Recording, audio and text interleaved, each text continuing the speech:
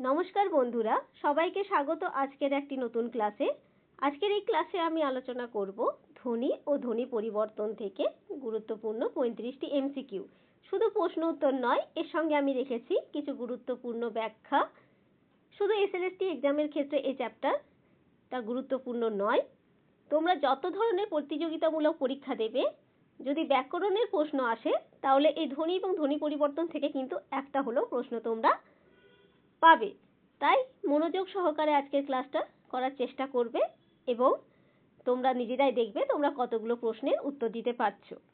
চলো তাহলে আজকের ক্লাসটা শুরু করা যাক। নিচের কোন দুটি যৌগিক স্বরধ্বনি? ও, ঔ, এ, ওই, দীর্ঘই, দীর্ঘ, ওই, ঔ। সঠিক উত্তর হচ্ছে ডি, ওই, ঔ। দেখো এখানে যৌগিক স্বরধ্বনি কাকে বলে একবার দেখে নাও। দুটি স্বর মিলে একটি স্বরের মতো উচ্চারিত হলে তাকে যৌগিক স্বরধ্বনি বলে। দুটি স্বর কেমন? ওই, ওইটা উচ্চারণ হচ্ছে ও প্লাস রস্বই, এবং ঔ, ঔ উচ্চারণ হচ্ছে ও প্লাস রস্য।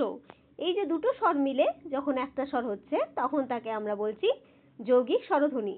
যৌগিক স্বরধ্বনির আরো কিছু নাম আছে, সেই নামগুলি দেখো। সন্ধ্যাক্ষর, দ্বিস্বর ধ্বনি, যুগ্ম স্বর, সন্ধিস্বর, এতগুলো নাম কিন্তু যৌগিক স্বরধ্বনির। মৌলিক স্বরধ্বনি কাকে বলে? যে স্বরধ্বনিকে ভাঙা যায় না তাদের মৌলিক স্বরধ্বনি বলে। বাংলায় স্বীকৃত মৌলিক স্বর হলো কটি? 7টি। যেমন অ, আ, রস্বই, রস্য, এ, ও আর এ।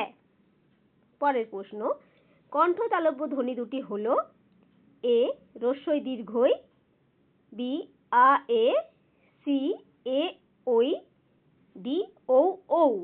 সঠিক উত্তর কি হবে? সঠিক উত্তর হবে সি এ ওই। দেখো এ ওই আমাদের কণ্ঠে জোর দিতে হচ্ছে, কণ্ঠ এবং তালু, তাই একে বলা হয় কণ্ঠ তালব্য স্বর। এবার একটা ছক দেখে নাও। উচ্চারণের স্থান অনুযায়ী স্বরধ্বনিগুলি নিম্নরূপ: স্বরধ্বনি, উচ্চারণ স্থান এবং বর্গীকরণ। অ আ, অ আ বলতে গেলে আমাদের উচ্চারণ স্থান হচ্ছে কণ্ঠ, তাই এদের বর্গীকরণ কি? কণ্ঠস্বর। রস্বই দীর্ঘই, রস্বই দীর্ঘই উচ্চারণ করতে গেলে আমাদের কি? তালুতে জিভটা টাচ করছে, তাই এদের বলা হয় তালব্য স্বর। রস্বৌ দীর্ঘ, রস্বৌ দীর্ঘ বলতে গেলে আমরা ওষ্ঠের ওপর জোর দিচ্ছি, তাই এগুলো ওষ্ঠস্বর। এ ওই কণ্ঠ এবং তালু এই দুটোর ওপরই জোর পড়ছে, তাই এদেরকে বলা হয় কণ্ঠ তালব্য স্বর। ঔ ঔ, ঔ ঔ হচ্ছে কণ্ঠ আর ওষ্ঠ দুটোর ওপর জোর পড়ছে, তাই এগুলোকে কণ্ঠস্থ স্বর বলা হচ্ছে। রি, রি উচ্চারণের সময় আমরা মূর্ধাতে জিহ্বা স্পর্শ করছি, তাই এদেরকে বলা হয় মূর্ধন্য স্বর, মূর্ধন্য স্বর বা মিশ্র স্বর। তাহলে আগের ছকটা যদি তোমরা ভালো করে দেখেছো তাহলে এই প্রশ্নের উত্তরটা তোমরা সহজেই দিতে পারবে। কণ্ঠস্থ ধ্বনি দুটি হলো ঔ ঔ, এ ওই, ও এ, ওই ঔ। সঠিক উত্তর হবে এ ঔ ঔ। তালব্য স্বরধ্বনি দুটি হলো কি? আমি ছকে বলে দিয়েছিলাম, তাহলে দেখো কোনটা হবে তালব্য স্বর? অ আ, রস্বৌ দীর্ঘ, এ ওই, রস্বই দীর্ঘই। সঠিক উত্তর হবে রস্বই দীর্ঘই, রস্বই দীর্ঘই তালুতে স্পর্শ করছে জিহ্বা, তাই এটি তালব্য স্বর। কণ্ঠ স্বরধ্বনি দুটি হলো অ আ, রস্বই দীর্ঘই, রস্বৌ দীর্ঘ, এ ওই। সঠিক উত্তর হবে এ অ আ। মূর্ধন্য স্বরধ্বনি হলো রি, ঔ, ওই, দীর্ঘ। সঠিক উত্তর হবে এ রি।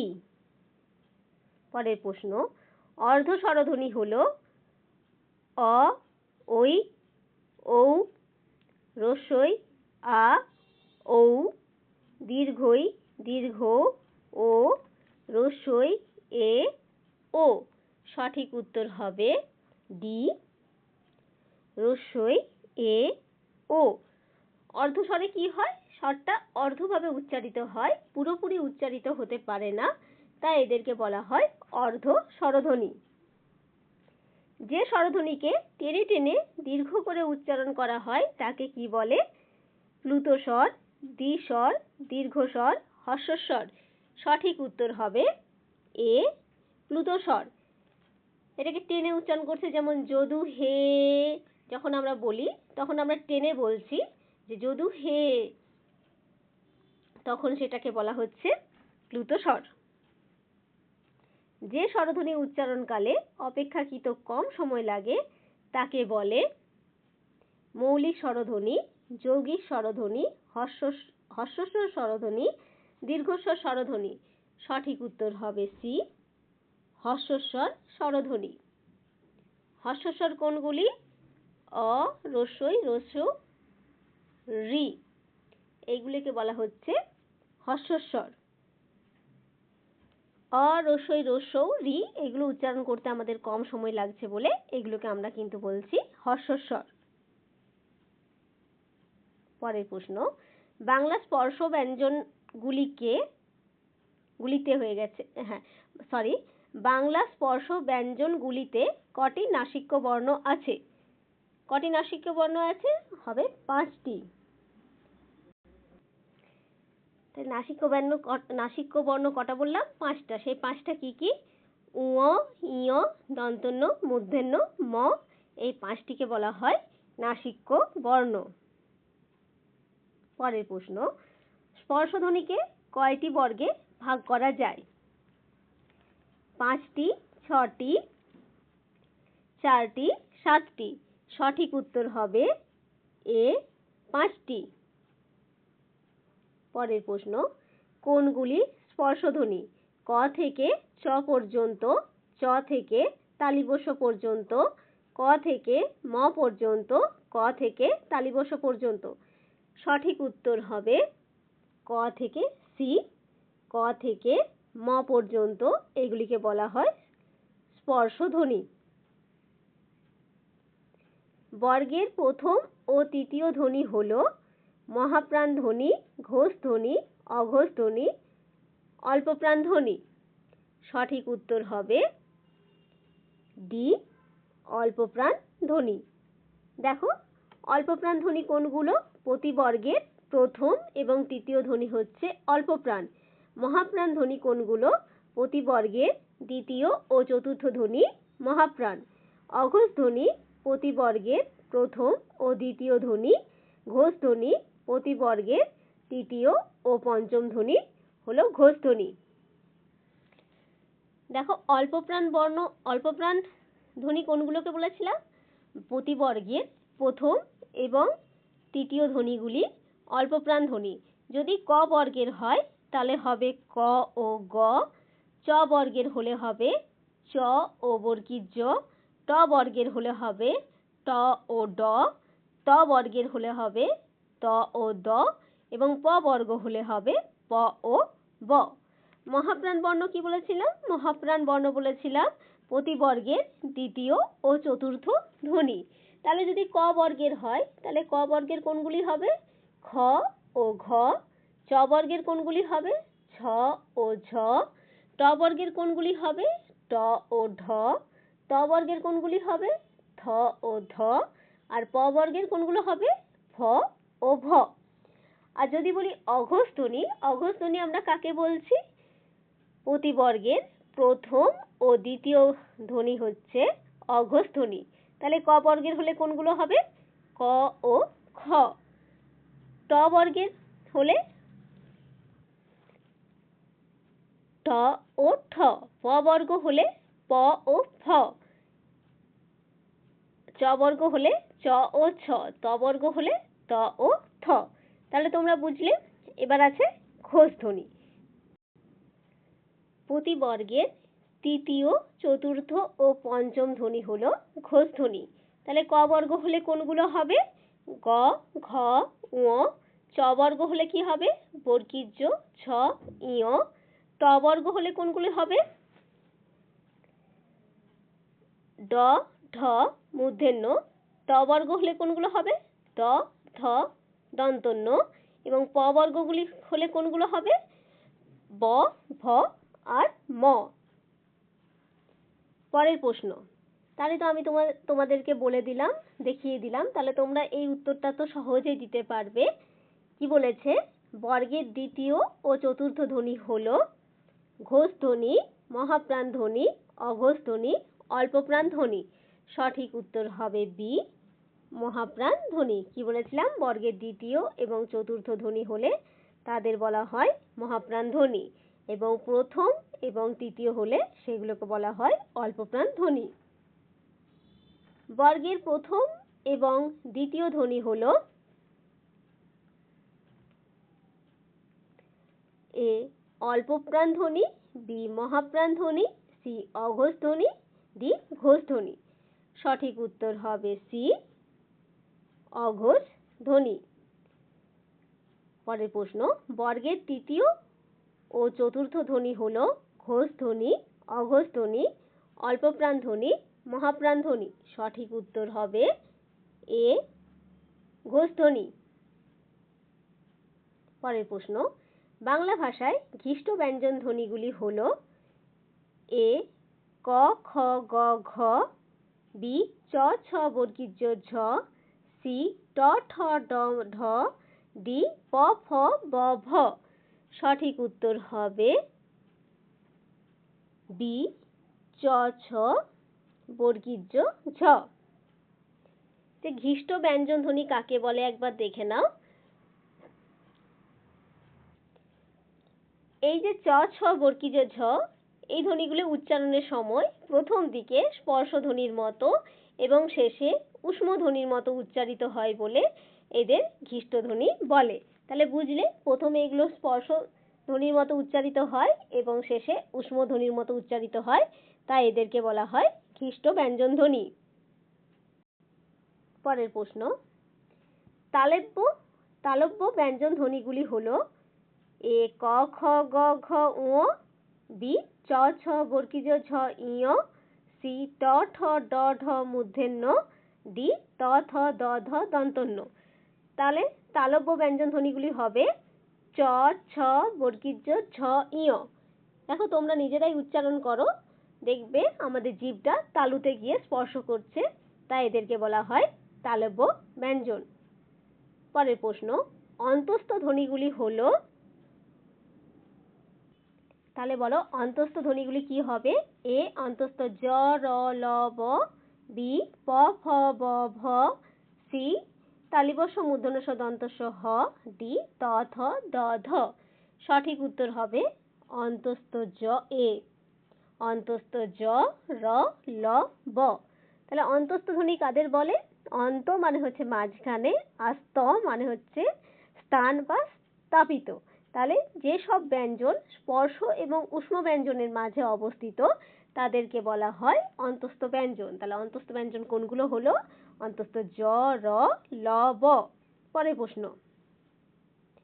কম্পনজাত বা রণিত ধ্বনি কোনটি?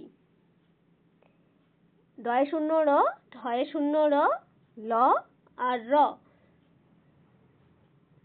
তাহলে এটি সঠিক উত্তর হবে ডি, র। এই র উচ্চারণ, তাহলে কম্পনজাত বা রণিত ধ্বনি কাকে বলে? এই কম্পনজাত বা রণিত ধ্বনি হলো জিহ্বার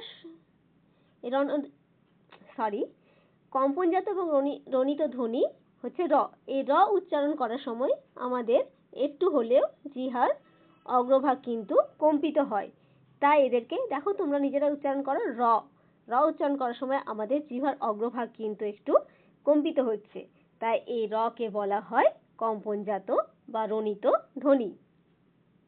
পরের প্রশ্ন, তাড়নজাত ব্যঞ্জন ধ্বনি কোনটি? র ও ল, ট ও ঠ, ঢয় শূন্য র ঢয় শূন্য র, থ ও ব। সঠিক উত্তর হবে সি, ঢয় শূন্য র আর ঢয় শূন্য র। তা তাড়নজাত ব্যঞ্জন ধ্বনি কাকে বলে একটু দেখে নাও। যে ব্যঞ্জন ধ্বনি উচ্চারণকালে জিহ্বা উল্টে গিয়ে মূর্ধাকে স্পর্শ করে নিচের দিকে দন্তে ছিটকে চলে আসে, যেন মনে হয় মূর্ধা জিহ্বাকে তাড়না করছে, তাই এদেরকে বলা হয় তাড়নজাত ব্যঞ্জনধ্বনি। যেমন ডয় শূন্য র, ঢয় শূন্য র। এখানে দেখো জিহ্বা উল্টে গিয়ে মূর্ধাকে কিন্তু স্পর্শ করছে এবং তা করে নিচের দিকে দন্তে ছিটকে চলে আসছে, তাই এদেরকে আমরা বলছি তাড়নজাত ব্যঞ্জনধ্বনি। পরের প্রশ্ন, ঊষ্মধ্বনি কোনগুলি? এ অন্তস্থ জ র ল ব, বি তালিবস্য মূর্ধন্য দন্তস্য হ, সি প ফ ব ভ, ডি ট ঠ ড ঢ। সঠিক উত্তর হবে বি তালিবস্য মূর্ধন্য দন্তস্য হ। পরের প্রশ্ন, শীর্ষধ্বনি কোনগুলি? এ তালিবস্য মূর্ধন্য দন্তস্য, বি প ফ ব, সি চ ছ বর্গীয় জ, ডি ত থ দ। সঠিক উত্তর হবে এ তালিবস্য মূর্ধন্য দন্তস্য। দেখো শীর্ষধ্বনি কাকে বলে একবার দেখে নাও।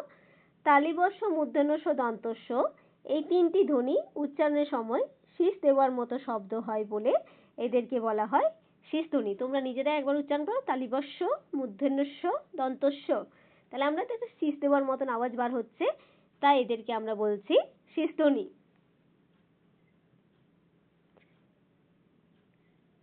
কণ্ঠনালীয় ব্যঞ্জন কোনটি? ক, গ, হ, খ। কণ্ঠনালীয় ব্যঞ্জন হচ্ছে সি, হ। আশ্রয়ভাগী ধ্বনি কোনগুলি?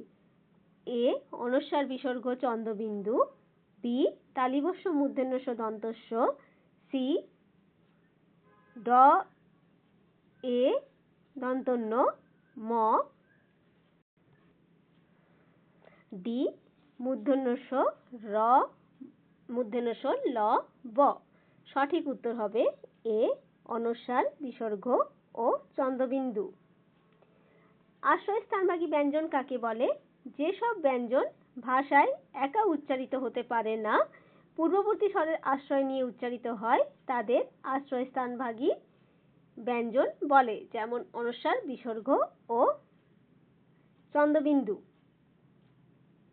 পরের প্রশ্ন, নিচের কোনটি আনুনাসিক বর্ণ নয়? ই, উ, তালিবস্য ম। তাহলে কোনটি নয় বলেছে? উ, ই, দন্তন্য মূর্ধন্য ম। এই পাঁচটিকে তো আমরা অনুনাসিক বলি, এবং যদি নয় বলে তাহলে এখানে অবশ্যই হবে এটা সি তালিবস্য। যেসব ব্যঞ্জন ধ্বনিতে শ্বাসবায়ুর প্রাধান্য থাকে তাদের কি বলে? এ ঊষ্মধ্বনি, বি স্পর্শধ্বনি, সি অন্তস্থ ধ্বনি, ডি অযোগবাহ ধ্বনি। সঠিক উত্তর হবে এ ঊষ্মধ্বনি। ঊষ্মধ্বনি কোনগুলো?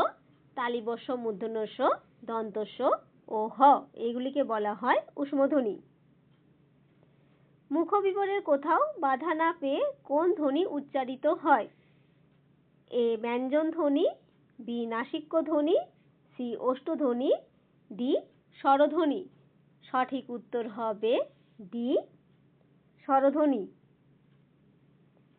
বাকযন্ত্রের যে অংশ থেকে স্বরধ্বনির উৎপত্তি হয় সেটি হল ফুসফুস, স্বরযন্ত্র, ওষ্ঠ ও দন্ত। সঠিক উত্তর হবে বি স্বরযন্ত্র।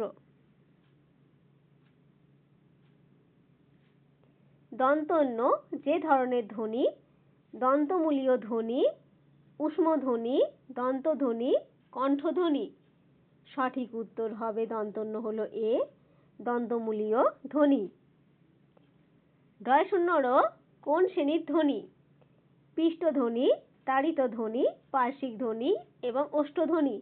আমি আগেই বলেছিলাম যে তোমাদের তাড়িত ধ্বনি সম্পর্কে, তাহলে এই ঢয় শূন্য র হবে তাড়িত ধ্বনি। তাড়িত ধ্বনির আরেকটা কি আছে? ঢয় শূন্য র এবং ঢয় শূন্য র, এই দুটো হচ্ছে তাড়িত ধ্বনি। আ কি স্বর? এ মৌলিক স্বর, বি প্লুত স্বর, সি যৌগিক স্বর, ডি দন্ত স্বর। আ হবে সঠিক উত্তর এ মৌলিক স্বর। মৌলিক স্বরধ্বনি কাকে বলে? যে স্বরধ্বনিগুলিকে ভাঙা যায় না তাদের মৌলিক স্বরধ্বনি বলে। যেমন অ, আ, রস্বই, রস্যৌ, এ, ও, এ, এইগুলিকে ভাঙা যায় না, তাই এইগুলি মৌলিক স্বরধ্বনি। আর আমি যৌগিক স্বরধ্বনি তো আগেই উদাহরণ দিয়েছি, তাহলে যৌগিক স্বরধ্বনি কাকে বলে? দুটি স্বর মিলে যখন একটি স্বরের মতো উচ্চারিত হয় তখন তাকে বলা হয় যৌগিক স্বরধ্বনি। যেমন ওই, ঔ, ওই আর ঔ, এই দুটো হচ্ছে যৌগিক স্বরধ্বনি। ওইকে ভাঙলে পাই ও প্লাস রস্বই, ঔকে ভাঙলে পাই ও প্লাস রস্যৌ। প বর্গকে যে ধরনের ব্যঞ্জন বলা হয় কণ্ঠনালী ব্যঞ্জন, তালব্য ব্যঞ্জন, ওষ্ঠ ব্যঞ্জন, দন্তমূলীয় ব্যঞ্জন। পকে তাহলে আমরা কি বলবো? প। প উচ্চারণ করার সময় কি হচ্ছে? প। আমাদের দুটো ঠোঁটের ওপর জোর দিতে হচ্ছে, তাই এইগুলি হলো ওষ্ঠ ব্যঞ্জন। উ কোন শ্রেণীর ধ্বনি? মহাপ্রাণ ধ্বনি, অল্পপ্রাণ ধ্বনি, কম্পনজাত ধ্বনি, নাসিক্য ধ্বনি। সঠিক উত্তর হবে নাসিক্য ধ্বনি। উ, ই, দন্তন্য মূর্ধন্য ম, এইগুলো হলো নাসিক্য ধ্বনি। নিচের কোনটি তরল স্বরের উদাহরণ? এটাই আমাদের আজকের ক্লাসের শেষ প্রশ্ন। তাহলে বলো সঠিক উত্তরটা কি হবে? নিচের কোনটি তরল স্বরের উদাহরণ? তরল স্বর হবে এ প, বি দন্তন্য, সি র, ডি ব। সঠিক উত্তর হবে সি র। এই র ছাড়াও আরেকটা তরল স্বর আছে, সেটি হলো ল। এই দুটিকেই আমরা তরল স্বর বলবো। আজকের এই ক্লাসে আমি আলোচনা করলাম ধ্বনি ও ধ্বনি পরিবর্তন থেকে গুরুত্বপূর্ণ 35টি এমসিকিউ ও তার ব্যাখ্যা। যদি তোমাদের ক্লাসটি ভালো লেগে থাকে তাহলে অবশ্যই একটা লাইক ও কমেন্ট করে দিও, এবং যারা নতুন তারা চ্যানেলটি সাবস্ক্রাইব করে পাশে থাকার চেষ্টা করবে। এরকম ব্যাকরণ সংক্রান্ত তোমাদের আরও ক্লাস নিয়ে আসার আমি চেষ্টা করছি। সকলে ভালো থাকবে, সুস্থ থাকবে। ধন্যবাদ।